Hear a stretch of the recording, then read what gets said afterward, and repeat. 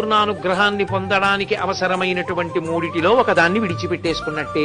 కాబట్టి ఒక రోజులో ఈ మూడు జరిగేటట్టుగా చక్కగా ప్రణాళికా నిర్మాణం చేసుకోవాలి. యాత్రకు వెళ్ళినప్పుడు ఒక్క రోజులో వెంకటాచలంలో పొందేటటువంటి అత్యద్భుతమైనటువంటి విషయములు మూడు అని వ్యాసవాక్కు. కాబట్టి మొట్టమొదటిది స్వామి పుష్కరిణి.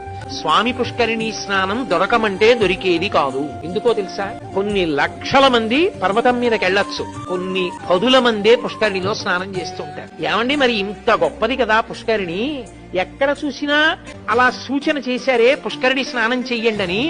ఆఖరికి ప్రసాదం కవర్ వెనకాతల కూడా ముద్రణ చేశారే. మరి ఎందుకండి స్వామి పుష్కరిణిలో అంతమంది స్నానం చేయరు, అన్ని లక్షల మంది ఎందుకు వెళ్ళరు స్నానానికంటే ఒక్కటే కారణం, అంత గొప్ప ఫలితాన్ని వీడికి కట్టబెట్టేయచ్చా అన్నది చూస్తాడు పరమేశ్వరుడు.